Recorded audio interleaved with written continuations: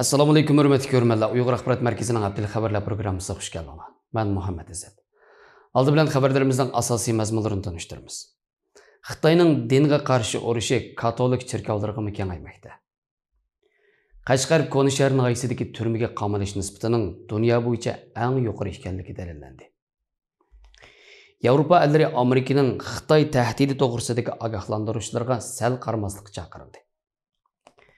Xitoy Pokistonda mudofaachi qo'shin turg'izishga urinmoqda.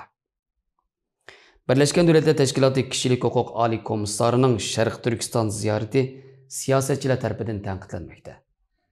Tuvandagi xabarlarimizning tafsiliy mazmunlarida bo'lsin. Washington Examiner torining 14 maydagi xabariga ko'ra, Uyg'ur musulmonlar qaratgan irqiy qirg'inchilik bilan puxadan chiqmagan Xitoy doiralari katolik cherkovlarga hujum qilishga boshlagan. Bunun misal sifatida Hong Kongdagi 90 yoshli kardinal, ya'ni katolik cherkovlaridagi yuqori darajalik pop Joseph Sen 11 may Hong Kong soqchilari tomonidan qo'lga olingan.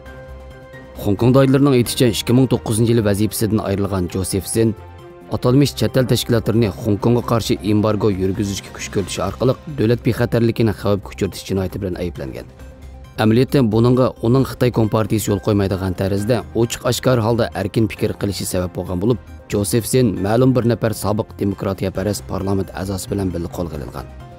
Mazkur xabarda Xi Jinping hukumatining bu ishdan xabardor ekanligi va buning yer shari miqyosida qattiq e'tirozga uchraydiganligini biladiganligi nazarda tutilgan asosda Xitoy doiralarining bu qilmishi nuqul holdagi kishilik huquq dafsanchiligi emas, balki yer shari miqyosidagi katolik cherkovlar qilingan sababsiz haqorat deyilgan. Al Jazeera torining 16 maydagi xabariga ko'ra, yaqinda oshkorlangan Birlashma xabar agentligi tomonidan ko'zdan kechirilgan Qashqar Koni shahri hujjatida ko'rsatilishicha, Koni shahar noyasidagi har 25 kishining biri atalmış terrorlik aloqador sabablar tufayli turmaga qamalgan bo'lib, bu hozirgacha ma'lum bo'lgan eng yuqori turmaga qamalish nisbati ekan.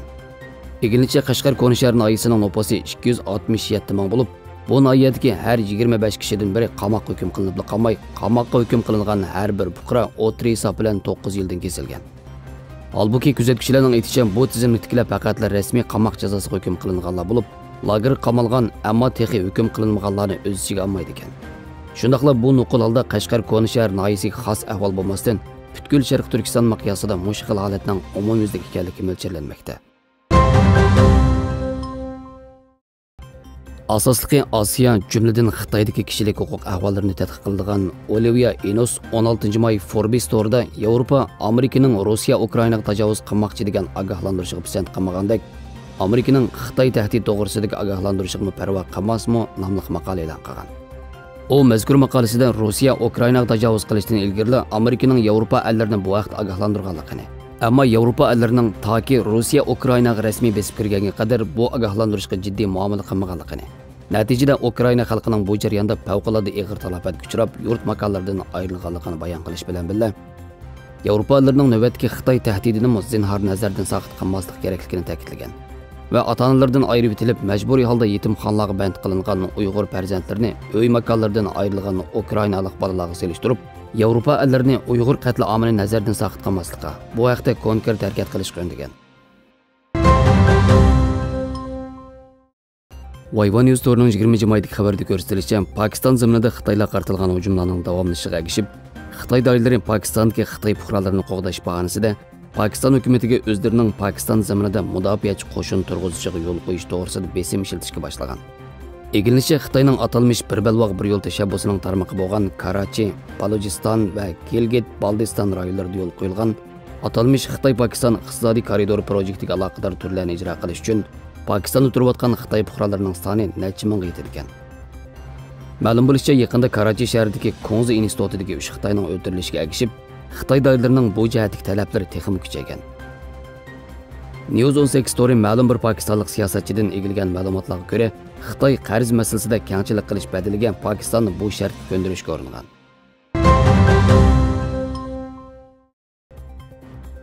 Qo'g'dug'uchi gazeti torining 20 maydagi xabarida ko'rsatilishicha, Xitoy masalalariga aloqador xalqaro parlamentlararo ittifoqidagi 18 davlatdan kelgan 40 nafar siyosatchi Birlashgan Davlatlar Tashkiloti kishilik huquq oliy komissari xitobidan bayonot e'lon qilib, agar u kelar hafta Sharq Turkistonga qilingusi ziyoratini davomlashtirsa, bu uning ishxonasining inovatiga o'rnini to'ldirg'isiz ziyon yetkazishi mumkin ekanligini aytgan. Birleşken Devletler Teşkilatı Kişilik Hukuk Ali Komissari Michel Bachelet'ning 23 may dushanba kuni boshlanadigan mazkur ziyoratida uning Sharq Turkistondagi Urumchi bilan Qashqardan iborat ikki shaharni ziyorat qilishiga yo'l qo'yilgan. Halbuki Xitoy masalalariga aloqador xalqaro parlamentlararo ittifoqidagi mazkur siyosatchilar o'z bayonotida Xitoyni pardozlangan ziyoratlarni o'rlashtirdi deb ayblash bilan bir vaqtda Xitoy doiralarining Xitoy virusi vabosini bahona qilib, Michel Bacheletning ziyoratining tegishli darajada erkin bo'lishiga yo'l qo'ymaydiganligiga bo'lgan tashvishini bildirgan. Shundaqla Xitoyning Michel Bacheletga haqiqiy ma'noda ahamiyatli ziyorat qilish fursati bermaydiganligini tilga olgan. Xabarlarimizni ko'rganingizga rahmat. Ko'rishguncha omon bo'linglar. Xayr xo'sh, Allohga omonat.